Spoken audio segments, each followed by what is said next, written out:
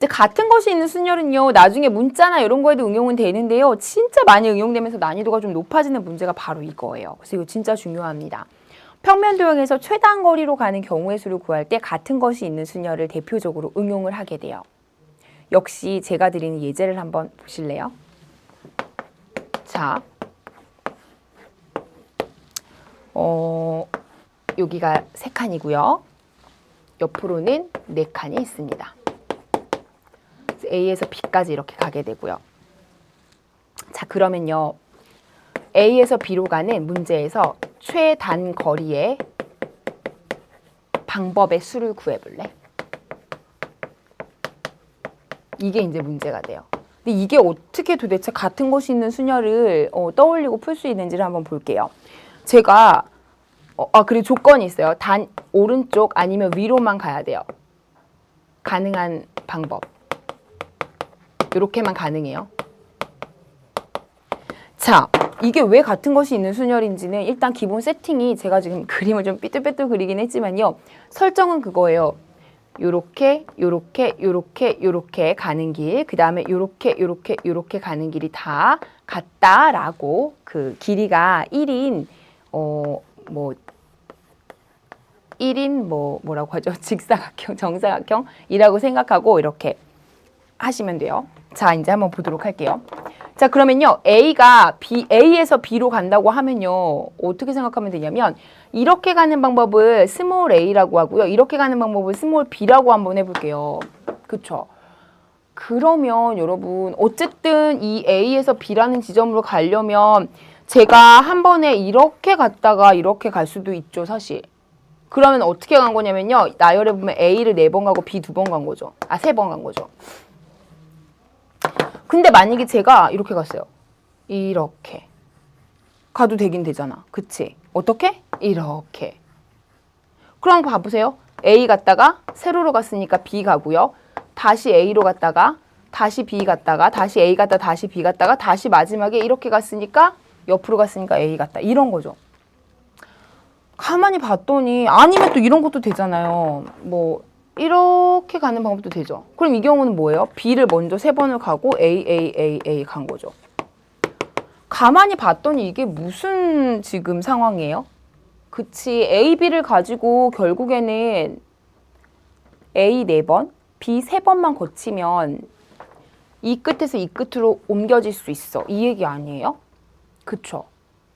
그래서 결론이 어떻게 나냐면 A 3개, 4개, B 3개를 가지고 나열하는 방법의 수구나. 이렇게 가는 거예요. 이런 길의 방법의 수가.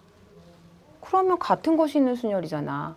그래서 어떻게 해요? 7팩토리얼을 4팩토리얼과 3팩토리얼로 나누는 거지 뭐. 그러면 7, 6, 5 한 다음에 4, 3, 2, 1 날리고 3, 2, 1로 나누니까 요거 날리고 그래서 35가 되죠. 됐어요. 그래서 이 문제는요.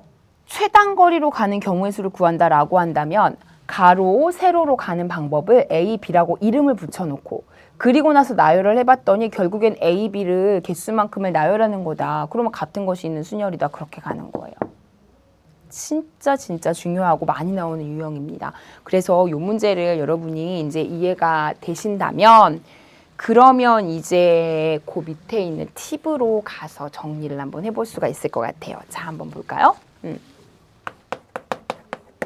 팁 보기 전에 한 번만 더 연습해보자. 자, 다시. 더 간단하지만 다 같은 거리예요. 같은 길이에요. A에서 B까지 간다. 어떻게 간다고요? 5팩토리얼을 누구로? 그렇지. 3팩토리얼, 2팩토리얼로 나누는 거예요. 어차피 가로는 3번 가고 세로도 2번 가니까 같은 것으로 나눴다. 이제 확실히 아시겠죠? 좋아요. 자, 그러면 이제 팁으로 가볼게요. 그 밑에 우리 교재의 팁인데요. 첫 번째입니다. 자, 일단은요. 이런 생각 한번 해볼 수 있어요. 요거 1을 이렇게 쓸까요? 지금 길을 이렇게 줬어요. 그리고요. A에서 B로 가는데요. 가운데 점을 하나 찍어줬고요. 여기 P점을 잡아줬어요. 됐나요? 첫 번째. 한번 보세요. A에서 B로 가고 싶은데요. 그냥 가는 게 아니라 P를 거쳐서 가고 싶대요. 두 번째는요.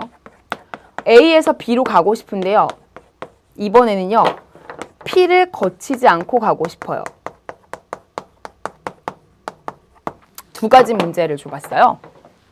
진짜 전형적으로 또 많이 나오거든요. 그럼 A에서 B로 가는데 P를 거쳐서 간다는 건 어떻게 해요? 쉬었다 가시면 돼요, 한번. A에서 P까지 먼저 가세요. 그럼 요것만 보세요. 나머지 다 잊어버리고.